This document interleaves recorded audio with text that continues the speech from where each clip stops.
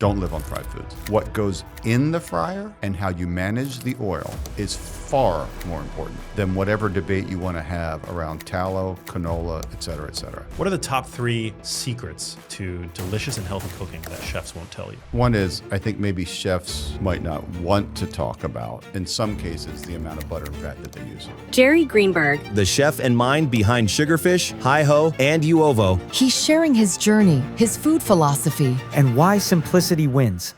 What makes good sushi good sushi? If you don't have the best fish, you're not going to have the best sushi. If you have the best fish, are you going to have the best? Well, that's no. Then there's a whole bunch of other things that come into play. What makes meat Wagyu? What is that designation? Genetics. Wagyu animals are far more likely to go intramuscular fat. When restaurants only care about being busy, they will guarantee they never make money. And if you're not busy, you're not going to make money. It's really hard. If your passion is money, it will never be enough to do what it takes to do to be successful. Jerry Greenberg, welcome to the show. How you doing? Great to be here. I'm a huge fan of all of your many restaurants here in Los Angeles. You've created numerous institutions, whether we're talking Sugarfish, Uovo, HiHo. I think I've been to all of them more than multiple times, countless times. So thanks for doing what you do. I'm super excited to get into your backstory, your philosophy on food, but I know that you made a very interesting career pivot. You went from working in the technology center and being a very successful entrepreneur there to food. So let's talk about that pivot. Unpack your background for us because it's fascinating. Well, it's definitely not something I expected. So if you'd asked me 10 years before I got into the food business, was there any way I'd be in the food business, I would have said no. And I like to make bets, so you could have taken a lot of money from me. But in the mid-'90s, just one small thing I had with my current wife, not my wife then, went to Nozawa in Studio City and had a bite of food that just redefined food for me. Didn't know that 10 years later, Nozawa and I would become friends, and I couldn't get away from this idea of being in the food business. So just a very random, just a very random moment that unfolded. In 5 years later, I really got into cooking. I got the bug. I just got the food bug. And I would spend all my free time in the kitchen. Then I had my first son, my second son, worked on the East Coast, lived on the West Coast, and it was time for a change. And that change, I still didn't think. So when I left my CEO job, my last company, I still didn't think I was going to do this food thing. I really didn't, but I couldn't get away from it. And Nozawa had asked me about a year prior if we could start what would become Sugarfish together. And I kind of laughed and said, I'm kind of busy. I'm not really available right now. And then when I became available, I kicked around a bunch of different ideas. And I remember it was in May of that year, 2007. And I called Yumiko and Nozawa and said, I want you to come over to my house. And I actually want to say yes to what you asked me a year ago. I'm not sure if they remembered what they asked me, but and it's been crazy, and I love it. I absolutely. This business is tough. So you better love it. But I love the business of it. I love the food. I love the science. I love the sourcing, and that's part of why I'm glad to be here talking to you, because the range of things that you get connected to and you worry about and you get concerned about and you're curious about. I look forward to the conversation. Yeah, I mean, you're definitely in the 1% of the 1%. Like the restaurant business, everything. I know very little about it, but everything that I've heard about it, it's basically just different ways of saying how difficult of an industry it is. Yeah, it's one of the biggest.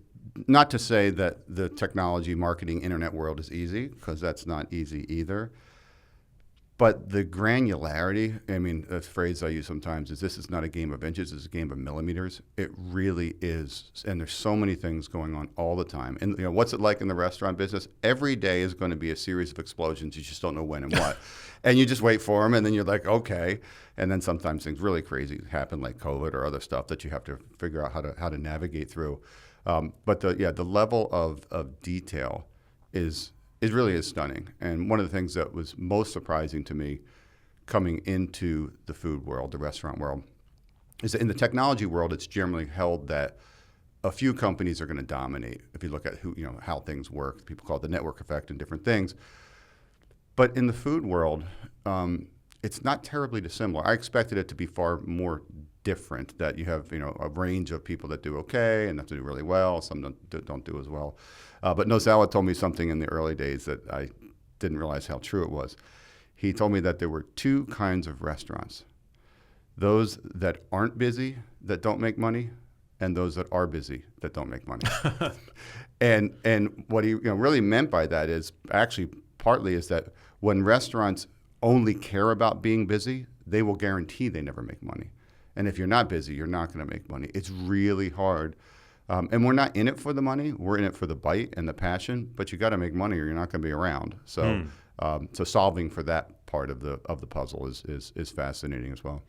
You got to do what you can't not do, and you'd been super passionate about food. Had you been into cooking prior to, those early dabblings in the kitchen, or was this sort of like a later in life revelation for you? Definitely, I had interest. I'm not going to make fun of any of my kids, but I had interest, but not dedication in cooking early. Like, so my wife will tell you that the first time I ever cooked, I made a disaster in the kitchen, and this was probably '98 or something. But I did make sushi in Boston when I lived there, so I dabbled in things that I had passion for. But then when I really got into the kitchen and threw myself into it, so yeah, it was probably latent. There was something about it, and I've always look. We all have opinions about food, but there are people that food is just what you eat, and don't talk about it, and that's fine. But then there's people like me and you and a lot of other people that can talk about food forever and ever and never get bored with it. So there was definitely something that it struck a chord when I got into it. Had you always loved sushi? I, in college, thought it was the most bizarre thing. Well, I'm old, let's be clear. So back in the 80s when I was in college, my friends were all eating sushi, and I thought they were all crazy. I'm like, I don't understand. I grew up on a farm in New Jersey. No jokes, please. And I just couldn't understand why anybody would eat raw fish. And I resisted it, and I kind of made a thing about it. I'm not going to eat sushi. And then, of course, you have a girlfriend. She tells you what you're going to do. And I was like, wow. I mean, this is good. And then once that happened, because I had pushed against it, and then all of a sudden got interested in it, then I had to go on this quest. Any city I went to, pull out the Zagat guide. What are the best sushi places? Going to eat there. And that's how I found Sushi Nozawa. I mean, that was literally that. I said to my wife, this says it's in Studio City. Where is that? She's like, well, it's over the hill. I'm like, what hill? Because I didn't know Los Angeles at all back in 1995. So what's the lure there? Because I don't think I'm all that. I've never been all that familiar with Sushi Nozawa. I mean, obviously I'm very familiar with Sugarfish. So Nozawa, Chef Nozawa, but I don't call him that. But Nozawa, he opened up the Studio City, the original, Sushi Nozawa, the only one that there was, in 1987, and became known across the country as, it's this little tiny place where you go, and this chef who has a tough persona is going to give you what he wants to give you. And he called it Trust Me. It's, kind of a version of omakase. And, it was on the front page of the New York Times. People recognize, at least forget what people said. I went there, had a bite of sushi, and thought I'd had sushi before, and said, I've never had sushi before. This is in simple, pure ingredients, careful sourcing, very meticulous quality standards. And that tough guy behind the bar isn't really a tough guy. I went there enough, even when I lived in Boston, so it's a Studio City, which I know where it was, that he and I developed a rapport, and I would actually try to guess where the fish was from. Like literally, he'd give me the tuna, and I go, I think maybe that's Fiji. And I got it right every once in a while. And he appreciated my appreciation for his craft, and we became friends. And then the original Studio City Sushi Nozawa I finally got him to close it in 2012. Nozawa just turned 80 in July. Happy birthday, Nozawa. And we opened up Sugarfish in 2008. And having both things going for a while, I was like, no, I think it's time. So when he closed that, we reopened Sugarfish in the same spot. And then we found a great spot in Studio City in a slightly larger spot. So it's now a Kazunori. So it has a sentimental value, that particular first location. I love it. I have a special relationship with sushi because I've loved it for as long as I can remember. But for whatever reason, growing up in New York City, I mean, my parents had resources. I mean, they were not, they did well for themselves. But despite that, I was primed to believe from a very young age that sushi is a very privileged food to be able to eat. And for that reason, for whatever reason, I didn't get to eat it as much as I wanted to for most of my childhood, like growing up. And so now, as an adult, whenever I eat sushi, it's one of those like few moments where I really feel successful. Even though sushi, and one of the things I love about Sugarfish is that it's a very accessible. I mean, it's super high end, it's super high quality, but it's like an approachable brand of sushi that you've created. And so whenever I eat it, I just feel like it's just this amazing thing. I order up sushi and I feel like it doesn't matter about, how many listeners I have on the podcast or how many books I've sold. It's like the fact that I'm eating sushi makes me feel successful. And so I love it. It's like one of those things. It's just, I'm very mindful about it and grateful to have access to Sugarfish. But for people, we have a lot of listeners and viewers who live on the coast who might be familiar with the brand. For somebody who's never experienced Sugarfish, what is the concept behind the experience, and how do you come up with the idea? So you hit on part of it, really, the essence of it, which is to take brilliant fish, the best fish that you can find, and to be real simple, put it in a more accessible format. So Nozawa had this great food, we call it Nozawa-style sushi. So he's got this thing that he learned from his master chef. He had a couple of them in Tokyo, moved here, and it's this. So just take it that it's this great food, right? This great way to do it. We can get into the details. But, when we opened 18 years ago, going to a sushi restaurant could be a little intimidating. It wasn't exactly accessible. Forgetting, cost or anything, just going in, how do I order? Do I speak in Japanese? Do I say hamachi? Do I say yellowtail? Is it okay? Is it not okay? And we're like, we don't need all that. We want the food, Nozawa's food, that we wanted to preserve into the future, but put it into a format that is just easier. And as it turns out, we worked on this really hard, and not charge people a crazy amount. Because if you don't need to charge people a crazy amount, why should you? We have the ability and we started this way, and as we've grown, we can source, we actually run a wholesale business. We can source, and we do, the best fish or seaweed from around the world. But just because we do that doesn't mean that we think it's successful for us to charge people the maximum amount. So when you said, super high quality and more accessible format, that's what Sugarfish is. We will go toe-to-toe with anybody, anywhere on fish quality.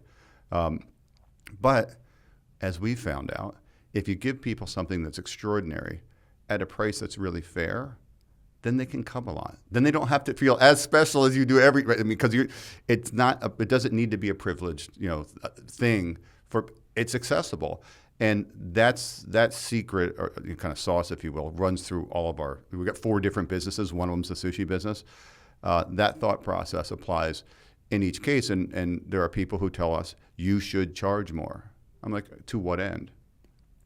Yes, we would make more money theoretically if we charged more, but people would come less often. Yeah. How about we give people the best sushi they've ever had, and they can feel like they can have it whenever they want it? Okay, that sounds like a good plan to us. So it's a different way to think about business, but it's, and that is a kind of, it's a trade-off. But I get told all the time from business people, you have to raise your prices. It's like, leave us alone. We're just fine. Our guests are very happy, and we'll focus on the quality and the quality of the bite, and that's what we'll do. And then things will take care of themselves. Yeah, I mean, sushi is an interesting food. It's like it's probably the only type of cuisine that you don't want to get a deal on. You don't want to eat cheap sushi, right? I think that there's probably an inherent risk to that. But on the other hand, nobody likes being ripped off, and I think that's like one of those early, misconceptions or not a misconception. One of those early just sort of beliefs that I had about sushi was that you were inevitably always going to be ripped off eating it, and I genuinely don't feel that. Like I could eat it, when eating Sugarfish, I feel like I could eat it multiple times a week and be okay. It's still, again, premium. You don't want to be underpaying for sushi, for raw fish, but yeah, it's so approachable, and I think that's like probably why it's become such an LA institution. And the other part of it is, it's naturally a healthy choice. So, if people can eat more sushi, it's not a bad thing, and so giving people something, and, whether people are ripping people off or not, maybe I wouldn't say that, but it's sushi, sushi can be very expensive given on how you choose to execute it. But again, to us, and this is the great luck, we've been really fortunate. Sugarfish, Kazunori, we created a thing called a hand roll bar. It didn't exist. We created the first one. Now they're all over the place. But we've been really fortunate that people, because the thing that I said at a business level, the biggest risk starting all this was maybe people will eat the food and say, yeah, but I don't know what it's for. Like, I don't know how it fits. Will people eat the food, close their eyes, say wow, and tell other friends about it? And fortunately for us, that's what has made Sugarfish and Kazunori successful. We don't spend money on advertising and promotions and all these things. We put all the money in people's mouths. And if you did do the math, and we never would let anybody inside to figure out how we do what we do, I can promise you we put more of the dollar, significantly more of the dollar that people spend in people's mouths. And people can kind of figure that out because, like, why don't you charge more? And again, because we don't need to. In fact, we don't want to. So it's been fascinating. But the biggest risk was maybe people would, A, not like it. Well, that would be the end. If you're going to be food-centric, then your food better be good. Yeah. And there's many ways to be successful in the restaurant business. You don't need to be food-centric. I mean, you can do this. You could be vibe-centric. You could do different things. You could be bar-centric. There's things that you can do. But definitely a happy accident for us that people love the food enough that not only would they come back frequently, but they would tell their friends about it. What makes good sushi? Well, it starts with the fish. I mean, Nozel would always say that in the morning, and that's sushi, steak, burgers, pasta. We could have, we could talk about our 4 different businesses. But Nozel would say a good day at the restaurant starts at the fish market in the morning. And if you don't have the best fish, you're not going to have the best sushi. You could have good sushi with good, but you can't. Now, if you have the best fish, are you going to have the best? Well, then there's a whole bunch of other things that come into play. The rice, the balance of the rice, and I'm talking about traditional sushi because that's all we do. We don't do, monster rolls, avocado rolls. We don't do that stuff. So since we don't do that stuff, there's the fish, the rice, ponzu sauce, soy sauce, seaweed. Not much else going on. So the balance of those things. But again, that's true whether it's that or a burger. The balance between the bun and the beef, the cheesesteak, the balance between the meat, the cheese, the bun. But Nozawa's style, of that balance, and different chefs have a different way to do it, but it's really important when you put the bite in your mouth. Is the whole thing the right size? Is the ratio of those things the right way, the right ratio? And one of the things that Nozawa really pioneered is the contrast in the temperatures between the fish and the rice. And that's one of the things that really people do notice. And some people go, wait, I don't understand it. Not very, some say I don't understand it and I love it. Some say I don't understand it, I don't get it, because they go, the rice is warmer. And we're like, it is. It is. We are drawing the contrast between the supple, cool fish over top of slightly warm rice that will melt in your mouth.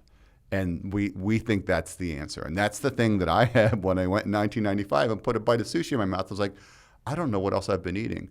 But I do think that comes up in most foods, which is, what is the balance in the ingredients. So if you have the greatest fish and you've got great recipes, well, then you got a whole nother thing, which is the restaurant business. Can you execute repeatedly?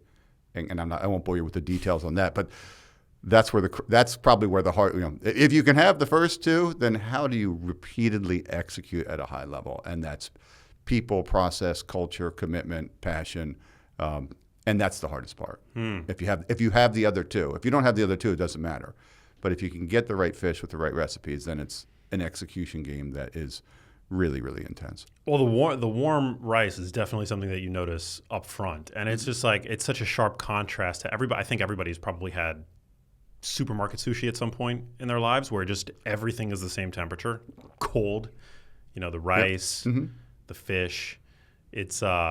It really does melt in your mouth, and it's so great. And going back to the type of sushi that you offer, that's another thing that I love about about sugarfish or sushi in general. I like the traditional stuff. Like I just like nigiri or sashimi. I don't like any of the weird fried American stuff, like what do they put, tempura flakes on everything, or like deep fried rolls and stuff. I love the minimalist sushi. It's like my favorite way to eat it. Yeah, and again, that was our biggest risk, is that people, when we started this, I talked to some of my friends who said they eat sushi. So I wanted to ask them questions. Tell me about it. And then I would ask them about, what you and I would call nigiri, fish and rice. And they said, oh, no, I don't eat raw fish. I'm like, I'm sorry, I thought you said you eat sushi. And I realized, wow, most of people's experience is a fried shrimp tempura roll. And there's nothing wrong with that. Those are tasty. That's fine. I think there's something wrong with that. Okay, we could get into that. But like, no, that's not sushi. And I think one of the biggest contributions to kind of the culinary scene, if you will, with Sugarfish and Kazunori is that we brought tradition-based sushi onto the radar. Not that we're the only people. There's definitely other people that have done that. But when I look at in 2007 and 2008, when I talked to people across Los Angeles, when in their minds, when I said sushi, they weren't thinking of this little place, Sushi Nozawa in Studio City. They were thinking these, rolls with sauces and fried foods in them. And that has changed. But that was, again, our risk. Maybe people would say, I don't even know what this is. You call this sushi, I don't know what it is. We're super happy. And one of Nozawa's big drives is education of the American consumer to a great traditional Japanese food. We're really proud that now at Los Angeles, if a young person says sushi, they're talking about the sushi that you and I are talking about, right? And that really makes us happy. Well, yeah. I mean, like the traditional Japanese diet is associated with many positive health benefits. I mean, it's, you're getting a plethora of essential fatty acids, omega-3s. It's traditionally a minimally processed diet. The cooked and cooled rice offers resistant starch, which is really great for the gut microbiome. And it's like that's the kind of food, that traditional sushi that's associated with like the longevity of the traditional Japanese population. But then you look at the way it's been bastardized at most restaurants here in America, and it's like, no. That's that deep fried tempura roll. That's not going to get you the health benefits that you're seeking. No, you're totally right. And because sushi is traditional sushi is naturally balanced, fats, protein, carb. It's got all of them, and eating macros in balance. It's one of the things in science is starting to be shown now that actually is more helpful. Oh my gosh, what we learned when we were kids, balance works. How about that? But it's naturally balanced. And you are right. If you take that and turn it into heavy sauces, fried foods, packed into a roll, no, it would be unreasonable to think that you're going to have the same health outcomes because it's a different food type. And again, there's nothing wrong with it. If you want to indulge and have a little fried food, then go ahead. But it's not eating the traditional Japanese diet. I mean, you don't even have California rolls on the menu. No, we don't. And that people that would goof on Nozawa would, like, literally back in the old days, they would go into his restaurant and ask for a California roll. Where did the California roll come from? Do you even know? I don't remember. What's the lore of the California roll? Well, I know this. I know at least from Nozawa explaining to me that the idea of it is because you've got imitation crab. And people say fake crab. It's still seafood. It's just not crab. But it doesn't have any fat in it. So the avocado is introduced to give it the fat. And at least that's where the idea of it, which is you've got a lean non-crab thing, and then you put some fat next to it into the roll because it doesn't have any natural fat. That's where I'm told the culinary idea came from, but I don't know who did it first. The crab stick is like the hot dog of the sushi world. It's not even real sushi, but it's like, and crab sticks are tasty. I will give them that. But yeah, it's just funny, like what most Americans have come to know as sushi. It's far removed from what traditional sushi actually is like. Yeah, and like I said, with Sugarfish and Kazunori, we feel like we've brought a lot of people into the fold. And I've got 3 children. 21, I guess not a child anymore, 19 and 15, and they all grew up, at age 2, eating at Sushi Nozawa, eating at the bar, and for the most part of their lives, they won't even eat cooked fish. Now, 2 of them will eat it, one of them still won't. And there's nothing wrong with cooked fish, but from a health standpoint, eating it raw is a slightly better choice. But again, eat however you want to eat it. Eating fish and getting omega-3 is a good idea. But it is interesting that there's a lot of young people that when they think of fish now, they think of sushi, which is inverted from when I grew up. When you thought about fish, the last thing you thought about was sushi because you didn't think about sushi. Yeah, fish, like fried fish sandwiches and things like that. How do we get gluten-free soy sauce available at Sugarfish? That's the one gripe that I have with the restaurant, that I have to bring my own gluten-free, because that's what I'm not celiac, I don't have a gluten allergy, but I prefer to consume organic gluten-free soy sauce, and I got to bring it myself because they refuse to carry it. Who do I got to know? Well, it's funny. I don't know how you came upon asking that question, because it's really funny. So many years ago, we had this conversation, and it's 2025. Fair point. But many years ago, we had this conversation, and tamari soy sauce, if you ask me, doesn't taste very good. If you have to eat it or want to eat it, that's fine. But we couldn't live with the idea of using a tamari, because we take a base and we make our own soy sauce from it. But long story short, Max, literally 2 months ago, I brought up again. I'm like, you know what? Why don't we go back at trying to make a variant of a gluten-free soy sauce for our guests that can't eat it? Because we know there's people that have celiacs and people that are insensitive and people just choose not to. So you're asking me this question is going to definitely put more heat on that, because if we could solve for it, we will. And way back when, it just wasn't. We're like, we got too much to focus on. But it's a fair comment, a fair criticism, and I'll get back to you on that. All right. I'm going to hold you to it. And so, at what point did you go from this, your first Sugarfish, to it becoming the bicoastal phenomena that it is today? Well, the first one was in 2008, and New York was in 2016. So it took us, 8 years. We had an idea that if we were lucky enough to be successful, that we would move past just one restaurant.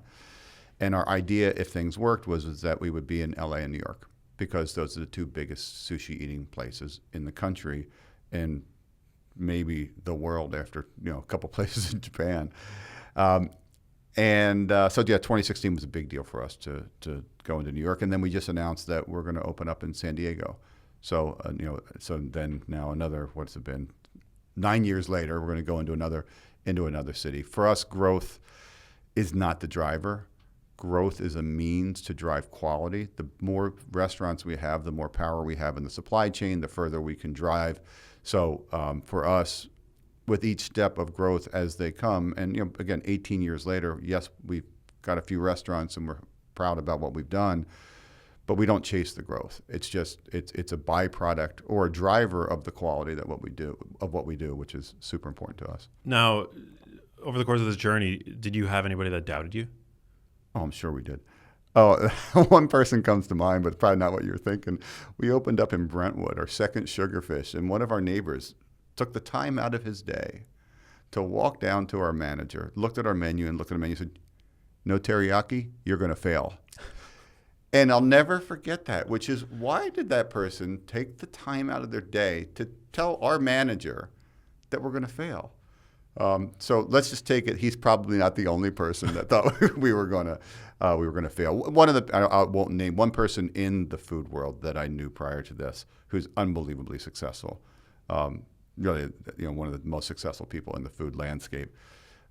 He told me we'd never be able to do what we're trying to do. He didn't say we would fail, but when I kind of explained to him what we're trying to do, he goes, "No, that won't work. There's not enough people that want food at that price, because even though we don't charge a ton, it's not cheap by any stretch." So he was like, "There's not a market for what you're trying to do." And I respected that he said that. And I was like, okay, let's be mindful of that. And Sugarfish evolved over the years too. So it's not exactly what it was the first day that it opened in June of 2008.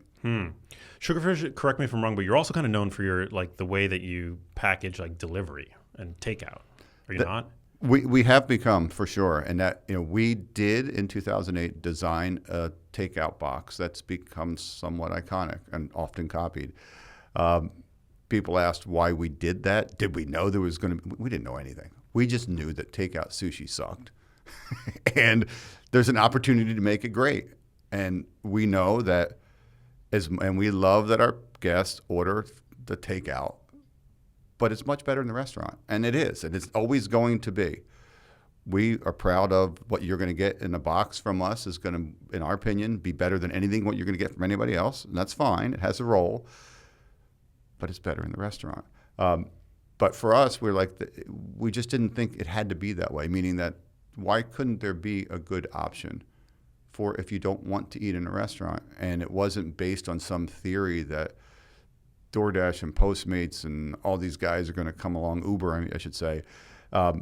We had no idea. It was not some big business idea. It was just like for convenience for our guests, maybe they want to eat at home or at their office, and we created this box. And definitely not what we expected in terms of the long-term impact that that's had. No, it's wild. I mean, I couldn't tell you if there's any science behind it, but it just tastes better coming out of that box compared to what everybody, I think, is used to when it comes to takeout sushi. The aluminum tin with the plastic top.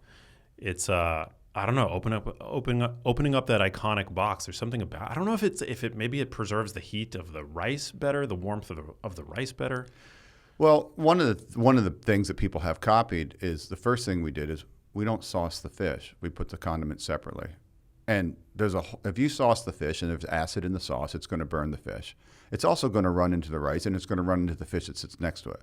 And yet people put the little green things in the silver. That's not going to work. So there's a lot of detail in how it's done, and the height of the box and how it does. I can't say that it's holding the heat better than another box might, but when we tested, it's a balance because our rice is warmer. So one thing is our rice, when it travels, will arrive to you warmer than it would otherwise. Not as warm as it is in the restaurant. But our rice is loosely packed by design, and that's also one of the biggest differences about Nozawa style. So it's still going to break apart on the palate better.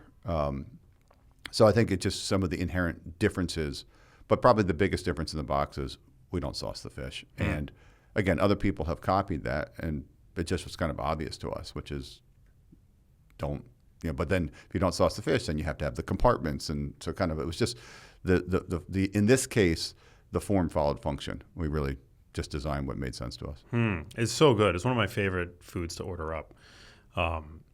So it's just it's so fun getting to nerd out about it with you. So at what point then, because you are also at the helm and you created all of these other iconic brands in LA, like some of my favorite restaurants, Matu, which is like a haven to grass-fed, grass-finished steak, bone broth, tartare, all that. Uovo, which has become actually more recently one of my favorite cuisines to order up from. You get this like amazing pasta dishes. You've got really good homemade gluten-free pasta, and the wheat-based pasta you import daily from Italy. It's so epic. It's so good. And then you've got, of course, HiHo, which is like for smash burger aficionados. You've got, this iconic burger brand here in LA that uses only 100% grass-fed, grass-finished beef. Well, and we're happy that they've been received the way that they are, because none of this has been driven by any business thinking of what the world needs. If one would argue the world needed another burger place when we opened up HiHo 10 years ago, or the world needed another pasta place or Italian place in LA, we got lots of them. It was all about passion for the food. Same way in which the first bite at 1995 of Nozawa changed my thinking about things. The first two things, I guess we're going to make it three, things that I really, when I got into the kitchen, handmade pasta, cooking a steak, I love steak, and cooking a burger. And got into those things, and that's how they come to be. That being said, each business is separate, and there's a team of us that started and founded, so it's not all about me. You and I are talking, so we're talking about things, my relationship to it, but we've got three amazing teams of owners who've created each one of these businesses, and in some cases there's overlap, so we're kind of like sister companies. But if I could take each one apart just for a second, if you go to the beef businesses, again, I grew up on a farm, love steak. We would eat a lot of steak at dinner. My mom would cook. We'd go out and have a steak. So very close connection to a great steak. And again, thought I knew what the best one was, et cetera. I went on my honeymoon to a restaurant in France from an Italian Tuscan chef and had a Nozella moment. Had a piece of meat. It was like, whoops, I guess I really haven't had steak before. And that turned into something that I chased. And at the end of that chase was that the best beef in the world is grass-fed Wagyu. There's very little of it, and First Light is the only people that really have commercialized it at any sense where you can actually get some of it on a regular basis.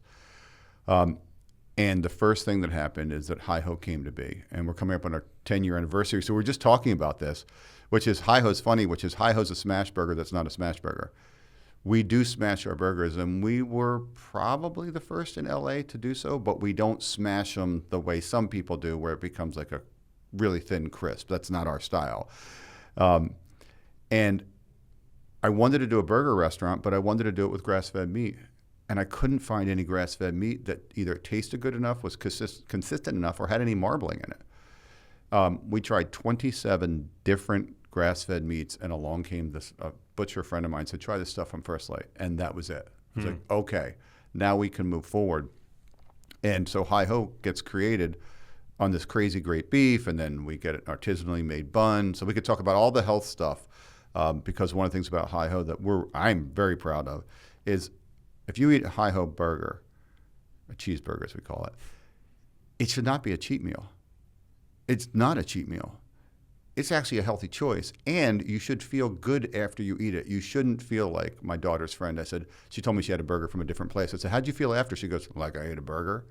And it's like, no, you can feel good after you eat a burger. But anyway, so get involved there.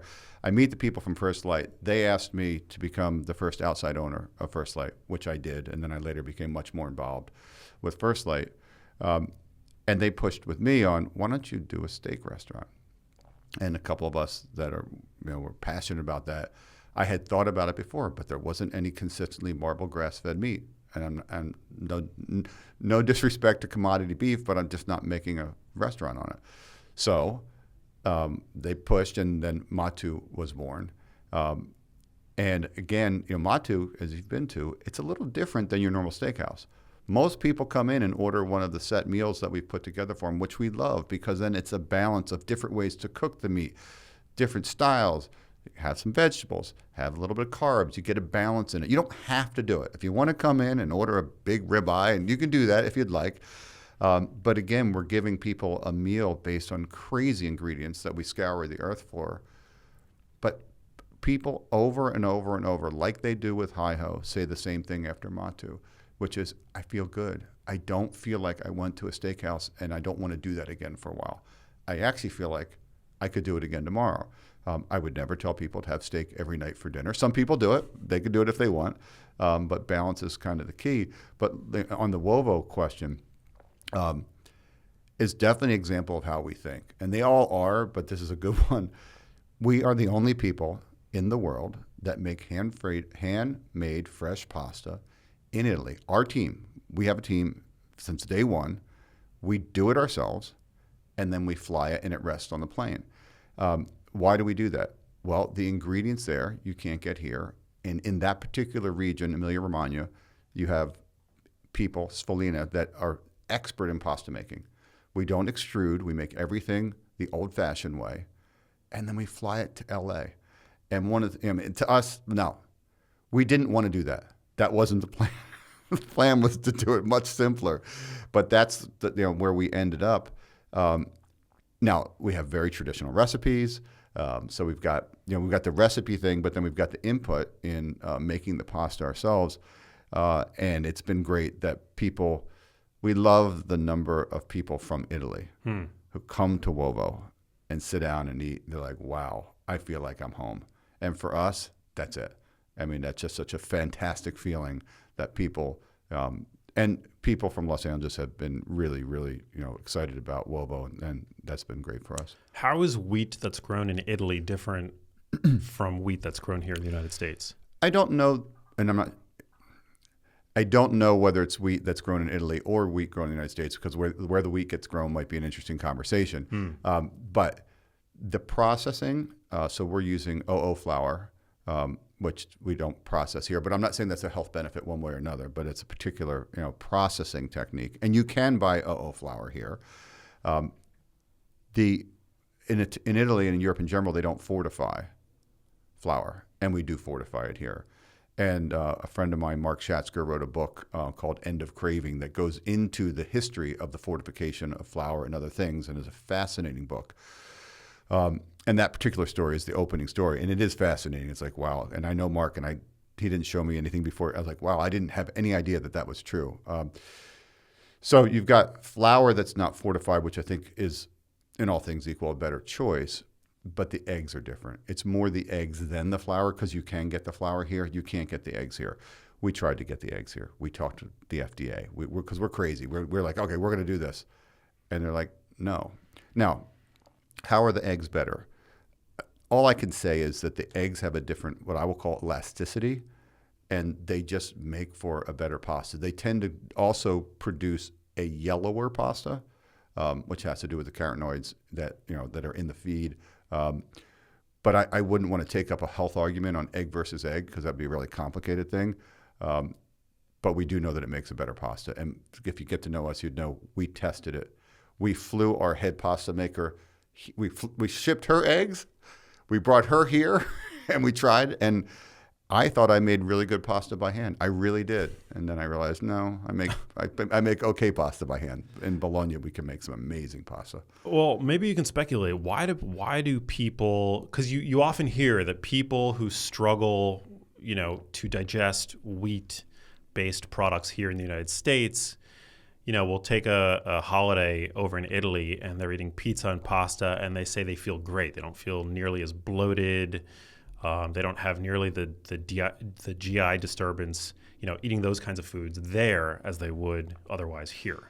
And we hear that at Uovo. I mean, we do. We get that from people. And we don't know that there's any scientific truth to it or not, but we hear people say, I feel like when I'm eating, I have the same body reaction that I have when I eat pasta in Italy. And what occurs to us, obviously, the pasta was made there. So it would stand to reason that you probably would have the same reaction. Is it fortification? I have no idea. Is it something else? But when I've talked to people about food science, allergies, and sensitivities, often it's not the thing that you think. For example, cream. I would think that cream would have one ingredient, milk, but it doesn't. When we make our homemade ice cream at HiHo, it has one ingredient, and we source it to make sure it has one ingredient. If you pick up cream at the grocery store, often it will have 2 to 3 to 4 ingredients. And what some people believe, and I can't say it's true, is it's the other things that people who think they have a dairy insensitivity, they're not reacting to the dairy. Many of them are. So could it be the same as it relates to the flour? Possibly. It's probably more likely the other ingredients that they're adding with it, right? So a European diet is less likely to be filled with ultra-processed foods. And even if you go to a place in the United States and have pizza and pasta, maybe it's more likely that there's ultra-processed foods that are added to it. For our ragu at Uovo, that is a 100-year-old recipe that was given to us by the people who have that 100-year-old recipe, which we respect very much how it's done. We make the sausage. We buy the pork. We make the sausage. We don't buy so there's no ultra-processed. Yes, we grind it. So it's minimally processed. That's a process. So we both believe in clean ingredients, whether it's HiHo, Matu, Uovo, sushi business. But we also don't fear some ultra-processed foods. It's like, and that's one of the things that, I thought we might talk about today is, having listened to things that you've talked about, is having people not vilify food types. I think that's unhealthy. I think that's actually more unhealthy than whatever it is that they're afraid of. And having meals on a day-to-day basis that are mostly non-ultra processed, non-highly processed. And look, if you want to have a bag of chips every once in a while, have a bag of chips. I mean, to get manic about it is really where a problem starts, and I call kind of food psychosis. Yeah. And so we don't fear, at HiHo, we make the ice cream for our own shakes out of 4 ingredients. And then if people want an Oreo in it, we'll let them put an Oreo in it. It's like, okay, but should you live on Oreos? Probably not a good idea. So I know that was a long answer, Max, but that was just some of the things that that came to mind. No, yeah, food fear is terrible. I mean, people should not fear food. Unfortunately, we live in a time where 60% of the calories, although it is on, last I checked, there's new data that suggests that we are sort of on a slow downward trend. Who knows where we're going to land? But, ultimately, the data suggests that it's around 60% of the calories of your average adult's diet comes from ultra-processed foods, which are essentially vending machine foods today.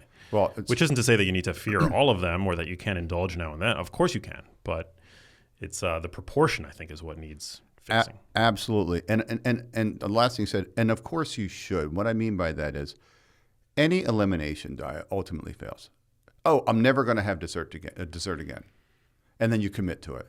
You're going to have dessert again, and you're going to fail. And the minute you fail, then you just have all dessert, right? You balance, right? But on the topic of ultra-processed foods, starting last fall, put together. So we've been testing our food in the sushi business for 15 years. We test all our food.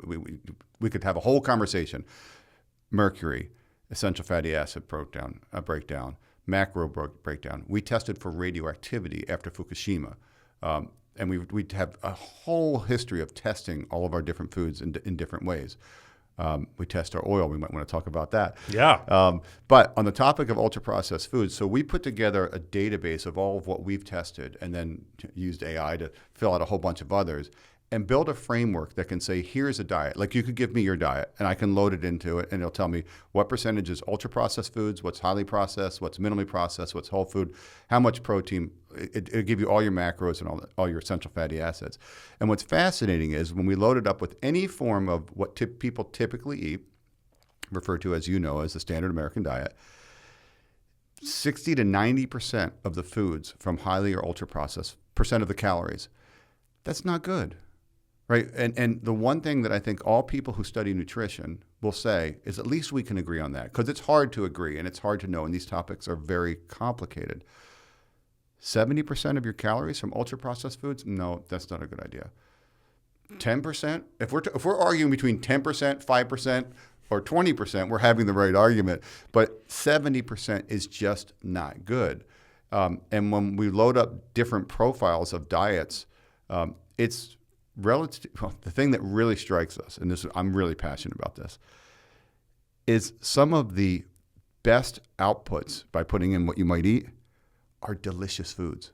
And one of the problems is people think that it's a trade-off between things that taste good, make you feel good, and are good or bad for you. And it's not, as it turns out. And that's actually the basis of Mark's book, The End of Craving, which is it's not a choice. It's not that I have to have the world's blandest, awful diet to be healthy. No, in fact, you can have a burger that's made with clean ingredients that makes you feel good and actually gives healthy fuel for your body.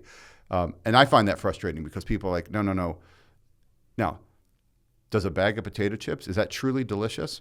Probably not. It's addictive, but it's probably not delicious. But there are delicious foods like a steak at Matu that actually give you essential nutrients and energy for your body.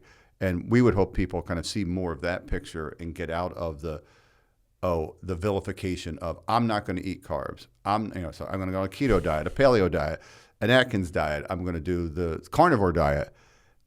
It's really about balance and having less ultra-processed foods, at least in our opinion.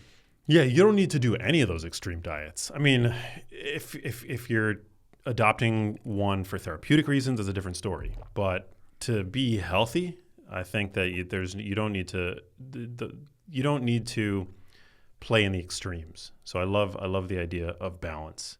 I think it's super important. What are your top 3 tips for delicious? What are the top 3 secrets to delicious and healthy cooking that chefs won't tell you? Well, I think of a couple things. One is I think maybe chefs might not want to talk about, in some cases, the amount of butter and fat that they use. We don't use a ton of butter. We don't hate on butter. I actually think butter tastes good, but like one thing I hate, and I probably hate a few things, I'm very opinionated about food. I hate the idea of putting butter on a steak. I don't understand. You're going to take if you find a fine piece of meat that's got good marbling in it, why are you introducing butter as a flavor? Does butter taste good? Of course it does. But the steak should taste like a steak. And so restaurants often just add too much butter and fat because it's a cheat. It's easy. It makes it wow to the mouth, overly oily. People who know me know that grass-fed Wagyu I think is the best beef on earth. Do I think A5 Wagyu, Kobe is better? No, I don't. It's too much oil for me. And most people who've had it say, yeah, it's too much oil. You have a bite, that's enough. So I think expressing the nature of the ingredient. If you're going to have a steak, have a steak. It doesn't need to be dressed up with a lot of sauces, because when you're doing that, you're often adding other calories. I was going to say sugar, but there's nothing wrong with sugar either. I mean, sugar's fine, but you add a whole bunch of other things that just aren't needed. So the simplicity of ingredients, I think, is important. We talked about that with sugarfish. Just letting the ingredients shine. And one of my pet peeves when I go to restaurants is, and some people are so good at this and some people aren't, which is when there's one or two more ingredients than a dish needs to have. Like, that drives me nuts. It's like I don't. It's like, just stop. You were there. You went too far. But I definitely appreciate a more simple style of foods, and I think that's a key. But great sourcing. I mean, you can't take something that's fundamentally not a good food for you and dress it up and make it delicious and say it's going to be healthy, because it won't. What are some other mistakes that home cooks usually make that a professional chef would never make? One thing that I hear all the time is that they undersalt their I was going to say there's two things, and there's three things, is they undersalt. And whenever somebody who is like a home cook cooks with somebody who professionally cooks or cooks a lot, you don't have to be professional, they go, wow, that's a lot of salt. And it's not. And it's not to be feared. Adding salt, you should add salt. And usually, so we use, Diamond Crystal kosher salt. So it's because it has a very particular grind. And Thomas Keller pointed it out in a book 30 years ago or 20 years ago. And I was like, oh, he's right. Great. Thank you for that. Those grains are larger. So when you put them onto a steak, you'll see them more prevalent. And people go, wow, that looks like a lot of salt. But yes, home chefs undersalt for sure. And then they may end up adding other things to compensate for that just put the salt where it belongs. And one of the things at home, whenever somebody says, and my friends who know me would laugh, whenever somebody cooks something and says, it just seems kind of flat, I'm like, it's the salt. What's the hardest thing in a restaurant setting to get right? The salt. It is, because it's unforgiving if you hit the over point. And we make mistakes, and there's times that we hit the over point and you're like, oh. But if you undersalt, things will taste flat. And we give, like at Matu, everybody gets salt for their meal, because we are not offended if you want a little more salt on your steak or whatever you're having. But if you do undersalt, a lot of people won't add the salt. And they'll just think, oh, it didn't pop. So the salt is the thing that I would definitely think. The other thing that I see people often fear heat, meaning that it's like, no, get that pan hot. And they're like, they put it on medium. Like, no, get it hot, as in put it on high and let it sit there for a while. We recommended searing steak at 650 degrees. So I do think people at home often, kind of they're afraid of heat and they're afraid of salt. Yeah. And every steak, I think also deserves its own temperature. I would say most steaks I will enjoy between medium rare and medium, but I happen to be a huge fan of the First Light flank steak. It's one of my favorite cuts to cook. And for whatever reason, I love a flank steak more on the medium well side of things. It's funny. Of all the cuts at First Light, I've only played with flank, I think, once, and it's so good. We don't use it at Matu. Yeah, it's a great cut of meat, and I do think that different pieces of steaks, right? Because we talk about different grinding meat, but steaks themselves do better with different cooking styles. So, like at Matu, we cook the tenderloin, which is a very delicate piece of meat. We cook that on steel, cast iron, but the ribeye and the New York, which are more rugged pieces of meat, we cook those on fire. Could we cook the tenderloin on fire? Yes, but it won't. In our opinion, it won't be as good. So, different cuts of meat definitely cooking them in different methods and different ending temperatures are definitely, because of the fat content in them, they render at different points, and so we do see that a difference is warranted. And what makes meat Wagyu? Like, what is that designation? So genetics, there's 4 different strains of the Wagyu, and in Japan, Wagyu black cow is what it kind of means. There's 4 different genetic strains, and the beef that we have is a descendant of one of them, which happens to be Tajima, which people think is great, but they're all great. And that's what would make something Wagyu. Now, our beef is half Wagyu and half something else, because the Wagyu animals would not graze on the farms the way that they graze in New Zealand if they were 100%. And they would also be more marbled than we want them to be. They would be oilier. So if something is 50% or more, then it can be considered Wagyu. And for us, genetically speaking, that's the sweet spot where we get the balance of the Wagyu plus the grass that gives us the marbling and the mouthfeel that we're after. So basically, the Wagyu genetics just will lead the cow to storing a little bit more intramuscular fat, and so that's what that marbling is, essentially? Yeah, yes. Wagyu animals are far more likely to go intramuscular fat.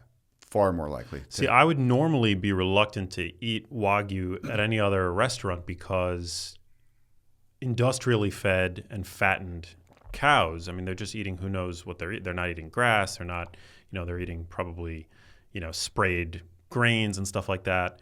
But the fact that this is Wagyu, but it's also, there's, that you can find Wagyu that's 100% grass-fed, grass-finished. We know that a grass-fed, grass-finished cow is going to store really important phytochemicals like antioxidants in its fat. So that's why and grass-fed, grass-finished will lead to a leaner cow anyway. So it's an interesting combination of features. No, and that's the essence of it, right? You take something that wants to marble and have intramuscular fat, and because more fat on the cap doesn't do anybody good. Like there's a cap on a loin.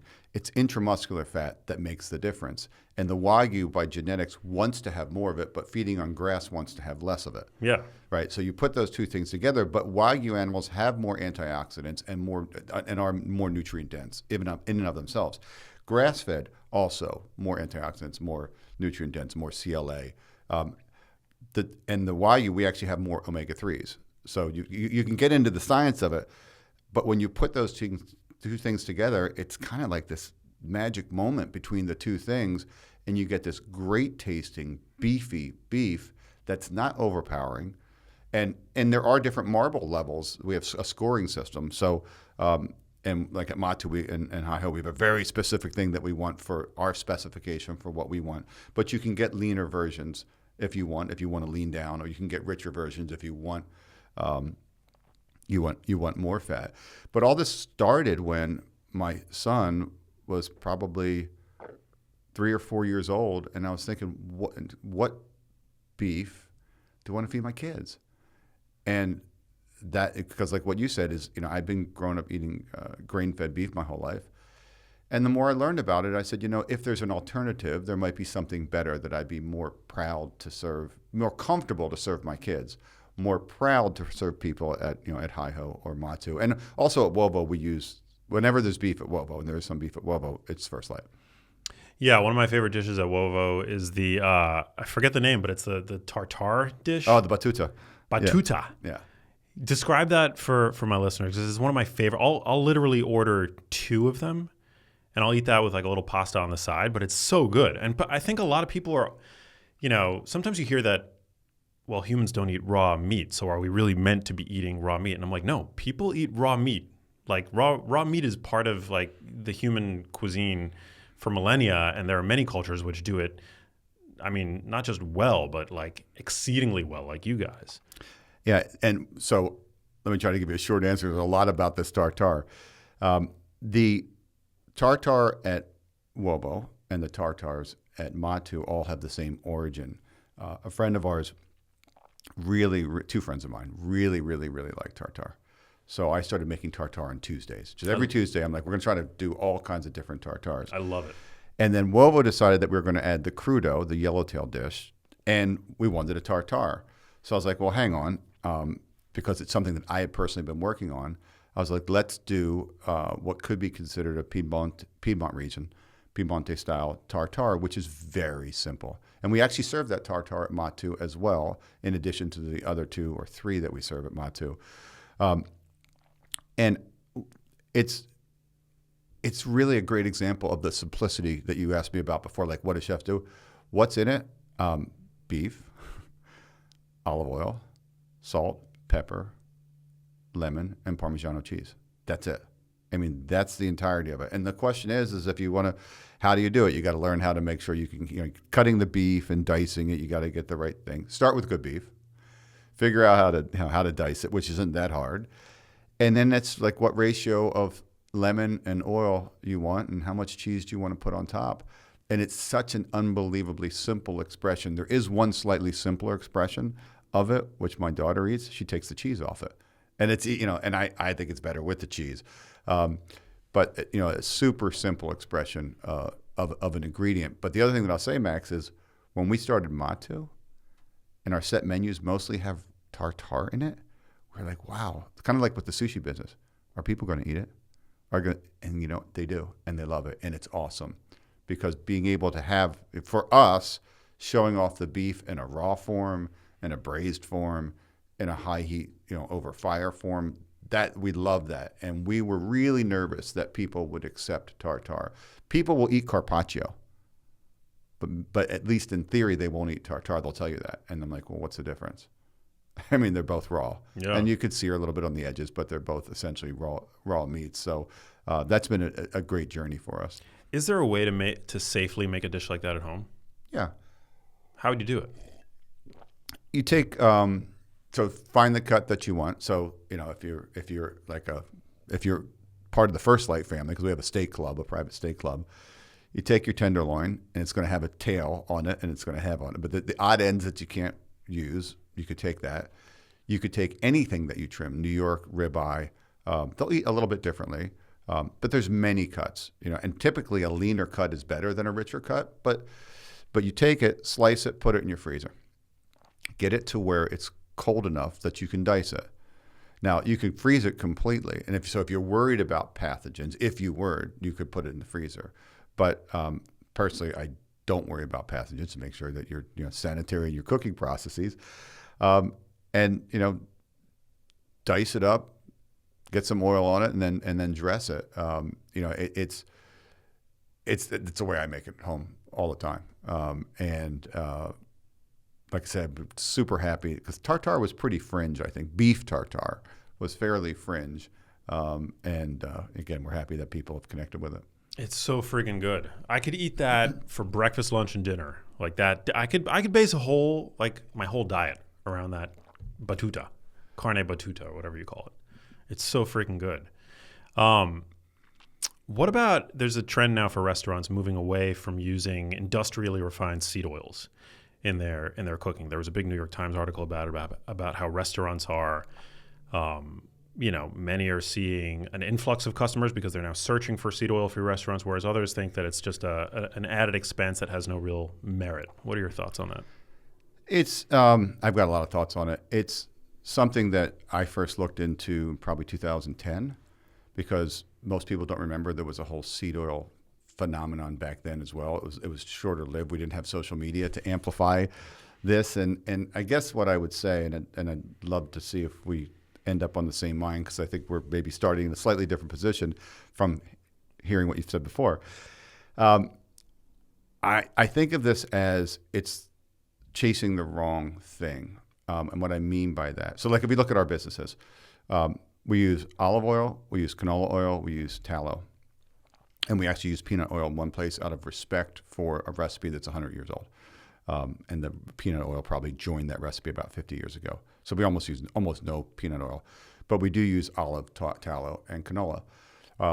When we're not cooking, almost always it's olive. And when we're frying, it's canola or tallow or a combination of the two. but actually, as it turns out, never tallow alone. But when we get to this from a health standpoint, I really think it's unhealthy for people to vilify anything, and particularly seed oils, because it's going to lead to bad behaviors. If you asked me, and I will say that I've done a tremendous amount of testing, research, probably done 20 tests in the last 6 months. Got to test results back yesterday. We are testing stuff, and what are we testing? We're testing, again, essential fatty acid profiles, trans fat production, polar compounds. We're looking at everything we can look at to make sure that we're giving our guests something we can be proud of. And the answer that comes back is, if you're frying, number one, don't live on fried foods. Okay, I think it's a shocking statement. Probably shouldn't get all of your calories from fried foods. But there's nothing wrong with having some fried food. There's nothing wrong with it at all. What goes in the fryer and how you manage the oil is far more important than whatever debate you want to have around tallow, canola, et cetera, et cetera. If you asked me, and you're not going to fry in olive oil. We can get into that, but you're not going to do that. Why not lower smoke point? Well, if it's EVO, too low smoke point, and if you go to refined olive oil, then you're already getting into the fine conversation. And by the way, olive oil is great. Olive oil is going to win a lot of arguments about a great oil because it's a great oil, and people should definitely use it with abandon, just not too much, not just to add stuff for the sake of adding. But what either cracks us up, drives us crazy, or whatnot is that. So I'll take an example. At HiHo, we think we've got the best French fries. Matu's got good ones too. You know why? Because there are French fries that Matu finishes in tallow. Same French fry. We take the potatoes, we buy them ourselves, we cut them. So what goes into our fryer is exactly one ingredient: potatoes. That's where you get 80% of the calories from. When you eat the thing at the end, that's where your calories. So we have 80% of a whole food, if you want to call it minimally processed because we cut it. Okay, so you got a whole food that then goes into the 20% which is the oil. What other people do is they buy fries in a bag, and they all do, and they don't all do that. 95% of the fries that you're going to have are fries in a bag. So instead of having one ingredient, they have 8 to 12. They are highly processed foods. So you've already, like, now we're going to argue about the 20%, right? But it's the 80% that is what matters. In the same way, like at HiHo, where we have a bun that a custom baker makes with 6 ingredients or 7 ingredients, and the potato bun that everybody uses, 21 ingredients, half of which you would not be proud of. You won't have any problems with the ingredients in our bun. But when you take that and eat it, you feel good. Your body tells you the answer, right? So you don't need science to tell you this. And when you eat greasy fried food in poorly managed oil, you feel like you need a nap. You can eat our fries and you won't feel like you need a nap. But getting to the very specific thing, I will see that nobody really knows the answers to all these things. Nutrition is very difficult, but every bit of research that I have seen, including the fact that, is tallow a good or a bad choice to fry in? Good. Is canola a good or bad thing to fry in? Good. And I'll take that argument. Is one better than the other? I don't know. I know the factors that are going to be better or worse on each side. I will say one thing that might be surprising, because this was the test results that got back yesterday, is that, you know this, canola is very high in omega-3s. It's 8 times higher than olive oil. And again, olive oil is great for you. It's got a whole bunch of other things in it. Canola is the only thing that has that much omega-3s. The standard American diet, what's it missing? Omega-3s. We are way heavy on ultra-processed foods, way light on omega-3s. Oddly enough, that if you take the oil, now we manage our oil. We turn our oil over essentially every other day. So we are refreshing our oil essentially every other day. We tested it at its worst point. It still would deliver 1 gram of omega-3 ALA if you eat our fries. I will never tell you to eat our fries as a health food. I'm not going to say it. But you could probably triple the amount of ALA omega-3 that an American gets in a standard American diet by eating 1 bag of fries. And people say no. It doesn't. I've got the tests. And I'm an owner in a beef company. It's very easy for me to use tallow, right? So I've got a financial interest in using tallow, not in using canola. But my point is, and the trans fats, tallow has more trans fats than canola does when it starts. Some of those trans fats that the tallow has are good for you, the CLA. Right? It gets confusing, right? It's like, okay, so the trans fats at the start, I don't know. They both will develop some trans fats. Okay, why are there are some other trans fats in tallow? Because it's commercially processed. At Matu, when we cook our fries in the tallow, it's not commercially processed. We buy fat and we melt it. Okay, so but that's not what you're going to get at a restaurant. Most restaurants, 99%, are going to buy the tallow, so it's already ultra processed. So you're going to get to a point that it's like a distinction without a difference, and then you could ask the question, well, why don't you just use 100% tallow? Because guess what happens when you take fat that tastes like real beef and simply melt it and cook fries in it? You would never eat it. No way. We won't eat it. We tried again just to make sure we weren't crazy. It's too insanely beefy. Like you literally won't eat it. So when you're eating tallow fries at a restaurant that don't taste much like beef, it's a deodorized, probably bleached, good thing there's nothing wrong with it. But the idea that, oh, I'm going to take some highly processed French fries, throw them in tallow, and it's magically a health food, it's like, no. But my point is, the seed oil thing, I just think is overplayed. And people should just do a little more research and say, it's not necessarily the seed oils, it's the ultra-processed foods that contain the seed oils. Because you're going to have seed oils in potato chips, pretzels. I mean, all the things that you're going to get in a bag. Of course. So I know it's going against, it goes against the grain, which what a lot of people are learning on social media. But we've done a tremendous amount of research. And I think people are focused on the wrong piece of the puzzle. Yeah. Rather than what went into the oil, how was it managed? And if you're going to make a salad dressing and you want to use some expeller pressed canola oil, you're going to get omega-3s that you won't get from olive oil. Should you do that? I don't know whether you should or you shouldn't. I don't know what your diet is. Yeah. But the idea that there's something inherently wrong with that is, well, there's nothing inherently wrong with it because it's expeller pressed. And so, as you know, it's more complicated. But I'd love to get your read on what I just offered. Yeah. Well, I think there's a lot that you're, in my opinion, there's a lot that you're getting right. I think that you're right in that fried food, regardless of what it's fried in, is generally not going to be a health food. Although, I definitely can appreciate that fried potatoes are healthy. So if you're the same way that you deconstructed a burger, like what's actually unhealthy about a burger using high quality, well-sourced ingredients. There's nothing unhealthy about a burger using high quality, well-sourced ingredients. So similarly, I think fries and fried food in general can be unfairly demonized without bringing some nuance to the discussion. Like, what are we talking about? What are we actually frying? How long has that oil been in the fryer? And I think one of the concerns that people have, like, you're obviously very diligent and hands-on with your restaurants. Your restaurants are very high-end. But I've heard, from my followers, for example, when discussing this topic, many have experience in the restaurant setting and will say that like the regulations are that the oil needs to be changed every day or every other day, but we don't change. I've seen the oil not get changed for a week, sometimes even longer. And so I think the concern is that these seed oils that are vulnerable to this oxidative process, the generation of byproducts of that process, like aldehydes and whatnot, that generally people are better off not eating them. Like it just doesn't pass the sniff test. Like if you're eating an oil that is vulnerable to damage when exposed to heating and reheating and being sustained in the commercial fryer setting at temperature, then like we don't need the long-term human randomized control trials, which will never arrive anyway, to suggest that maybe we're better off not eating them. So I agree that the big fish are the ultra processed foods.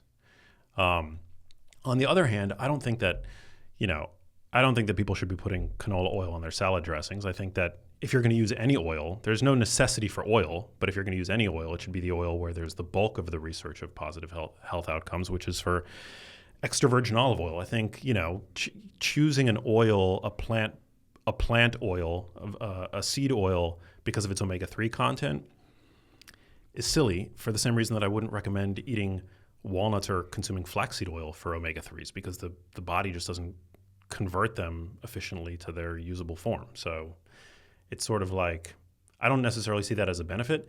And in fact, omega-3s are even more prone to oxidation, more vulnerable to oxidation than omega-6s. Now, all that being said, will a little kill you? Absolutely not. So we just have to, recognize fried food as an indulgence. But in restaurants such as yours, where you're actually paying attention, I think that's an amazing thing, and that's can be a model for the restaurant industry. And I think I definitely agree that, and I don't know how, other than going by how you feel, and it is a very important measure. How would you know that? Because when you say some people might not change their oil for a week, you're right. Some might not change it for a very long time. Now, how do you know? We would be better served if restaurants didn't do that, then irrespective of which choice they use of what they put in their fryer.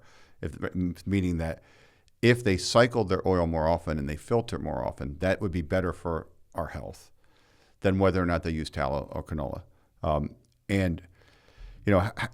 And part of me, and I don't know because I don't know practices in other restaurants per se, but I know from our standpoint, we cycle our oil because we can tell that it doesn't taste as good when we go longer. So we're not doing it for health reasons. We're doing it for taste reasons because there are some things that people talk about. People tried to get us to use high-oleic oil, and that's a whole other conversation because it lasts twice as long. It might technically last twice as long. It doesn't last any longer for us. We will change it just as fast because we're doing it based on the culinary sensation. But it wouldn't surprise me that, if you go eat some fried food and you feel like, terrible afterwards, that it probably was the condition of the fryer. I ate in Vegas once with a friend and had I don't know what we had that was fried. And I said, do me a favor, I'm not trying to be an ass, but can you go tell the chef to change his oil? Because it was clearly rancid. I mean, you could taste it? Oh my God. You could taste it. And I was just trying to be nice. It was just like, somebody's not paying attention. Could you describe what rancid fryer oil tastes like? Oh God, that was the one time. I'm trying to think back. That was a bit ago. When I think about rancidity, because I actually have thought a lot about it, because one of the things that people don't realize is that while of late it's become somewhat in fashion to age fish, we've always aged fish.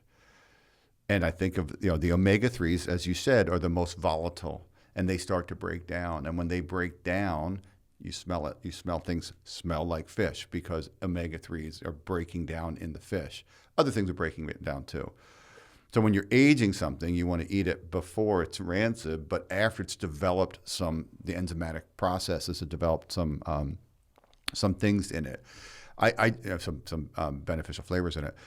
The only thing that comes to my mind, Max, is thinking about what does something smell like when it's spoiled, and that's what that tasted like to me. It was like that just tastes like it's spoiled. For our fries in particular, they start to carry a little bit more oil. They just fry differently. Some people think it's the color, but the color has to do with the glycemic content of the potatoes. So that unfortunate. Making your own French fries, which we do, is the stupidest thing in the world. It's the stupidest thing in the world. But we do it because we don't want highly processed fries thrown into the fryer. Then I say it's stupid because we had to learn all about glycemic index and stuff with potatoes. But when the potatoes' glycemic is higher because they are colder, so there's a zone of potatoes at a certain level of when they're just being stored. When they're colder, their glycemic content is higher, and when they fry, they will be darker. But when humans see a darker fry, they assume there's something wrong, and it's going to be oilier. But there's not a correlation between that. But we just notice, that the flavor's not as bright. It starts to, taste different. But I think about, would it be better to have people focus on the frying maintenance? Like if I said, should we tell restaurants, like one thing we did do, I think good, I think you and I agree, getting rid of hydrogenated oils. Okay, that was 20 years ago or whatever. I think it was a good thing. I mean, sometimes we try to get rid of things that doesn't work out so well, but in this case, I think that was a good thing. I think it'd be really bad to try, again, and I own part of a beef company, so we can sell lots of tallow. I think it's really bad if people try to tell restaurants they can't use seed oils. I think that's a huge, huge mistake. But if we could make restaurants do something, the management and rotation of the oil, like we filter our oil 10 times a day. That's great. Yeah, and does everybody do that? Probably not. But if that's what we could get people to focus on, I think we'll have a better health outcome for people. Yeah. I mean, and by the way, I'm not saying you should change anything. I'm a huge fan. Like, I'm a huge fan of all of your restaurants. I do think that if restaurants were to even make the switch to a high oleic sunflower oil, fewer PUFAs, fewer polyunsaturated fats in that fryer setting, I think, I can't say what the health impact would be over the long term. I think it would probably be small relative to the overconsumption of ultra-processed foods and just fried foods in general. But I know that, I'm generally more comfortable personally consuming foods that have been, in the rare occasion that I enjoy fried foods that have been fried in a more chemically stable oil. Yeah, and the last thing, and I think we'll at some point have a follow-up conversation, maybe offline, is, when we look at the trans fat that ends up in a normal non-high oleic canola versus tallow, the industrial process induced trans fat content is the same, and they are both will round to zero in one order of French fries. And that doesn't mean, though, that we know enough about science to know which one's really better, because the tallow is going to take a hit because of the saturated fats, and I don't think I don't think that I think the trans fats, yeah, that's a concern, but all else being equal, I think it's more the generation of like acrolein and acrylamide and 4-hydro, all these like different compounds. But you've said that you test for them, which is like not anything that I've heard from any other. I don't actually know, but it seems like you're doing a level of due diligence that's and we're rare. not and we're not done, Yeah. right? Because we've done polar compounds. Some of the specific compounds is the next step we're going to do. And here's the thing, right? If we learned that we don't like the answers, we'll change.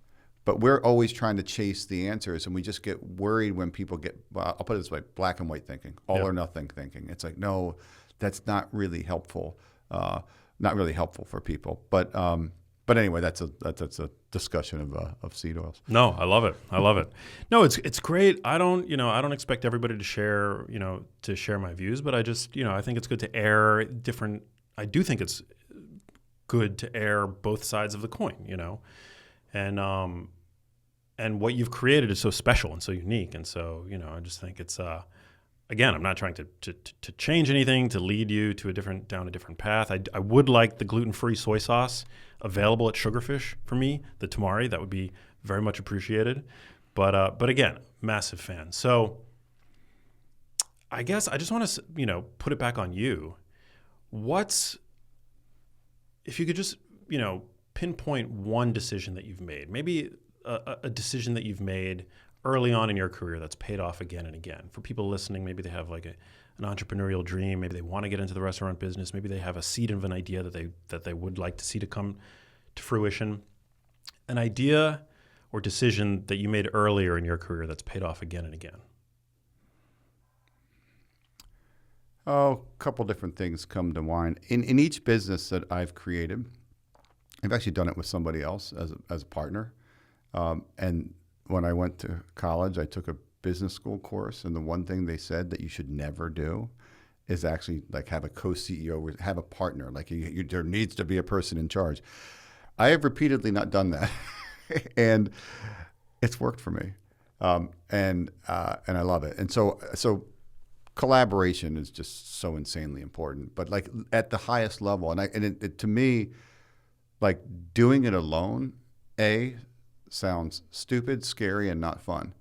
And maybe it's a simple way of saying, really, who you start and who you work with is so insanely important. And you never know how those things, but you need to be aligned But the thing that I normally talk to when I've been asked somewhat similar questions is you got to find something that you're passionate about. Because if you want to become an entrepreneur, you want a business to succeed. If you've not done it before, I'll tell you one thing that's true. You have no idea how hard it is. If you've not done it, you cannot fathom how it takes over everything that you are. And if you want, and if you're still interested, you still want to sign up, you got to find something that you love, because you'll never have the energy for what it's going to call from you, what it's going to make you do, if you don't love it. And that's one of the things that I've been so unbelievably fortunate, is that a couple times in my life, I've loved something and it's worked. And that's really fortunate, because just loving something and working hard doesn't mean it's going to be successful. And I've been fortunate that the people that have been around me, that we've been able to create in multiple times things that have worked. And that's just a happy accident that is fantastic, because that's what you would dream for, which is, maybe I grew up wanting to be a football player. But being a professional athlete is pretty cool, because you get to play a game that you love and you get paid for it. Well, business is the same way. If you want to create a business, if you can find something that, as hard as you work every day, you're not actually working, you're just following your passion, who could beat that? And that's why you can't be exclusively money focused. It's good to be rewarded for your effort and to prosper financially, but it's like when you're waking up day in day, day after day, to show up for the project that you're investing yourself into, it's got to be something that you love. Look, I couldn't agree more. People should definitely listen to what Max just said. Really, you may make less money with what I'm about to say, but if your passion is money, it will never be enough to do what it takes to be successful. Now, maybe, you can end up with an exit and sell your company and do all that kind of good stuff. But if the money is the objective, it's going to ultimately ring hollow. The money has to be an outcome of, it doesn't have to be, I'm sorry, the way I see it. If what you're after is happiness, fulfillment, and some money, chase the passion. Surround people around you that can figure out how to sort for, how to configure something, that is going to fit the world in a unique way, and then put everything you got against it, and then hope for a little luck, because that's what it takes. And I think you can end up with money, but if money is the objective, I don't know. I've told people, if you're in the restaurant industry, if you don't love it, what are you doing? Because there's got to be easier ways to make money than this. And it only gets harder every day, as far as I can tell. I love it. Well, thank you so much, Jerry, for coming out. This was super fun. It's not often that I get to nerd out with one of my favorite restaurateurs that I just met, but it's super cool getting to learn the backstory and the process behind the foods that I have consumed many times, that I know and love, and just thank you for your work. I've got one last question for you before we get to that. Where can people, how can they support you? How can they learn more? How can they get involved? How can they maybe send you their resume? Who knows, but how can people reach you? Well, anybody who wants a job, we are always hiring. So any of our websites are an easy way to, because honestly, looking for great people, finding great people, keeping great people, there's nothing harder and more important than that. But in our world, what makes it run is somebody comes into the restaurant. So for people who eat sugarfish at home, go to the restaurant. If you want to do me a favor, if you feel like doing me a favor, go to the restaurant. Remind yourself of how good it could be at home. But the real thing is, when people patronize our restaurants, when they come in as guests, if they have the moment that we want them to have, they eat something and they wow, and they feel good later. They do tell their friends, and that is what makes it work. So for us, come in and hopefully we do our job so that you leave happy, and then the whole system works. Amazing. Well, the last question that gets asked to everybody on the show: what does living a genius life mean to you, Jerry Greenberg? not sure how philosophical I should get on. Maybe it's scoping it into the realm that we're talking about. I think realizing that food should taste great and be healthy, and don't be manic. Don't let the cycle of, oh, I don't eat this, I don't eat that. Don't let it take you down. The problem with balance, it's not sexy. It doesn't get clicks. You're not going to get clicks on TikTok talking about balance. But kind of in the scope of what we're talking about, just realizing that you can have great food that tastes great, that makes you feel good, and that's healthy for you, I think would help the American, right? Think about the history. No matter what we do, we get more obese, we get worse health markers, we get worse health outcomes. I think we can change that if we're just thinking about things more simply about food, and maybe in a way not overthinking it, and just embracing great foods that are delicious. We have a phrase that we say in HiHo, and we say, have your burger and eat it too. And it really is that you can listen to your body and have healthful foods that taste great. Damn. Now I'm craving a burger. Well, thanks again for coming out. This was so fun. Thank you guys for listening. I do hope that no matter where you live, you do get to experience Sugarfish, HiHo, Uovo, Matu. I mean, all you got to do is plan a trip to LA or New York, and that'll be easy. But yeah, I know that you guys are all over the place. So I do hope you get to try it at least once. Some of my favorite cuisines. And yeah, sending love to all you guys out there wherever you are, and I will catch you on the next episode. Peace. Hey, if you liked that video, you need to check out this one here, and I'll see you there.